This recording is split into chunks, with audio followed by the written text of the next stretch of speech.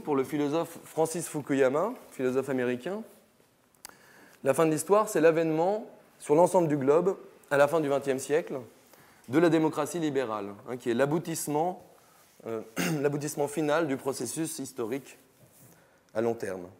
Fukuyama écrivait ça juste après la chute du mur de Berlin, qui était le symptôme définitif pour lui de cet avènement.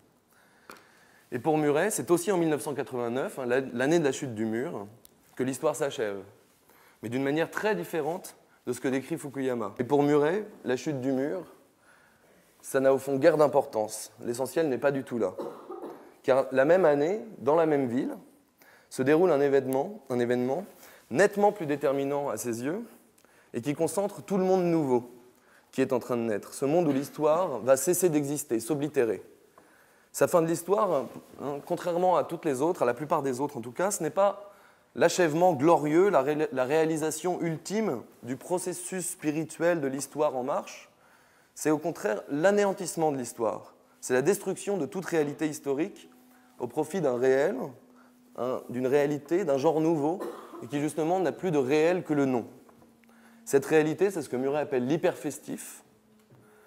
Et cet événement berlinois, où se manifeste dans toute sa force l'avènement du monde nouveau, ce n'est pas la chute du mur, c'est une fête.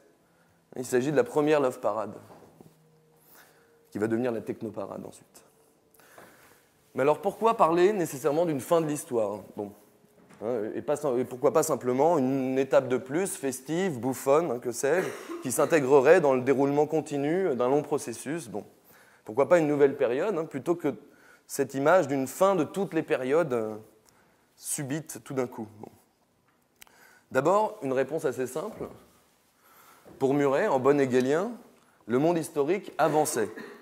Pas dans le sens du progrès, forcément, pas même du tout dans le cas de Murray, pas même dans un sens très clair, mais en tout cas, il avançait d'erreur en bévue, de maladresse en catastrophe. Le monde humain ne cessait de s'imaginer, en tout cas, en train d'avancer, comme sur une ligne, sur une pente, puis de rebrousser chemin de temps en temps, de repartir dans une autre direction, et ainsi de suite. C'est en tout cas comme ça, comme ceci, que le temps historique était perçu par les individus, par les sujets historiques. L'histoire, c'est le temps où il y a des sujets historiques. Or, le temps festif, le temps post-historique, le temps d'après la première Love Parade, ce n'est plus un temps linéaire, un temps ponctué d'événements, compréhensibles en des moments, des périodes ou des époques qui s'emboîtent, qui se contrarient les unes les autres. Il fonctionne exhaustivement, intégralement, comme une répétition, une vaste répétition. On est passé à un temps cyclique, si vous voulez. Ce pseudo-événement, la première Love Parade, sur lequel s'ouvre la nouvelle ère, ce n'est que l'institution d'une répétition perpétuelle à venir. Un premier moment qui va pouvoir se répéter. C'est le temps intégralement cyclique de la fête nouvelle, printemps des poètes, fête des voisins, fête de la musique, gay pride, technoparade, j'en passe, et ils occupent des centaines, des milliers de pages dans l'œuvre de Murray.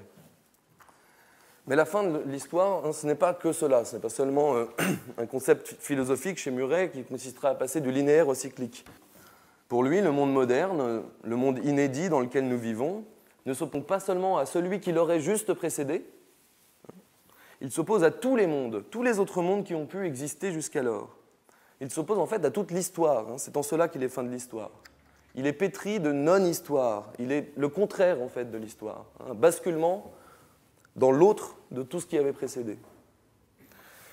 Bon, une fois qu'on a dit cela, il faut se demander ce qu'il y avait dans l'histoire, dans ces moments, ces étapes de l'histoire, celles de tous les peuples, de tous les moments, de toutes les périodes.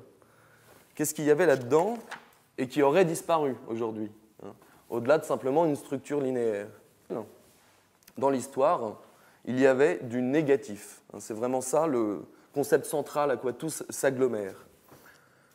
Et là encore, en parlant de négatif comme cela, incessamment, c'est vraiment un terme qui revient perpétuellement dans les œuvres de Murray, Murray est parfaitement hegelien, de nouveau. Ce négatif, c'est en fait une référence au deuxième moment de la dialectique chez Hegel, la seconde étape nécessaire du mouvement de l'esprit. Alors ici, en fait, l'hegelianisme de Murray n'est pas tout à fait orthodoxe. Ce négatif, pour lui, pour Murray, il va prendre un sens extrêmement large et plastique, mouvant, assez libre, qui dépasse la définition stricte de Hegel. Viennent s'y agglomérer, s'y coller, toutes sortes de notions, de concepts, qui ont pu jalonner l'histoire et que Murray a collecté au fil de ses très nombreuses lectures. Alors le négatif, pour Murray, ça devient aussi le péché originel du christianisme et de saint Augustin en particulier. Mais c'est aussi dans un registre complètement différent, l'angoisse de castration, telle qu'elle a été théorisée par Freud, par exemple. C'est aussi la différence sexuelle comme réalité irrémédiable, ou la mort même, plus largement, plus simplement.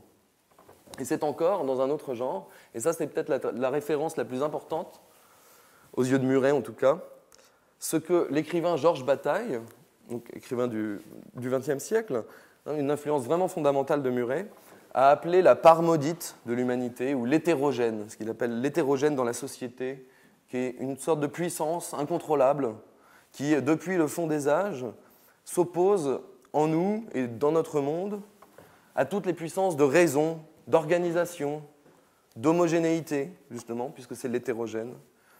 Et cette hétérogénéité, elle est comme une pression qui pèse sur nous et qui vient se manifester ponctuellement par des espèces de violents retours du refoulé. Et ces retours du refoulé peuvent être individuels, il y a toute une théorie de la sexualité, justement, à travers ça, chez Bataille, et ça peut être aussi social, collectif. Bataille s'intéresse beaucoup au sacrifice humain, dans certaines cultures, à des choses comme cela, qui sont des explosions d'hétérogènes, comme ça, de retour du refoulé. Bon. Je n'approfondis pas Bataille, mais je pourrais y revenir tout à l'heure si vous voulez. Bon, la liste est encore longue, il y a d'autres concepts que Murray vient récupérer et dont il fourre son idée du négatif. En tout cas, Murray se les réapproprie, donc les amalgames. Et si on voulait résumer d'une manière générale, un autre terme que Murray va utiliser pour tout synthétiser, c'est que le négatif, c'est le mal, en fait. Le mal avec une majuscule. C'est une part sombre de l'homme, quelque chose d'inavouable, et qui pourtant structure notre histoire, justement, nos vies. Et ce mal, cette part négative, c'est pour Murray, dans la ligne de bataille encore, le moteur même de l'art, de la sexualité, mais en fait de toute la vie humaine.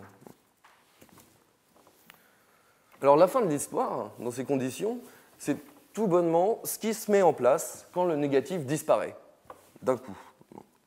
Et ce n'est pas un hasard si le premier livre de Murray où cette vision du monde se met en place, en 1991, qui n'est pas du tout son premier livre dans sa carrière, mais le premier livre de l'ère post-historique, ce n'est pas un hasard si ce livre s'appelle « L'Empire du bien », disparition du mal, empire du bien. Le mal était soluble dans le sirop, dit-il dans les premières pages. Le bien a perdu son pendant négatif, le mal, et maintenant il se déploie sans plus rencontrer la moindre résistance, n'étant plus alors qu'un bien de pacotille illusoire, un bien post-historique et infantile et infantilisant, même s'il est tout puissant. En un mot, ce bien est devenu irréel, et pourtant il est partout, il occupe toute la place.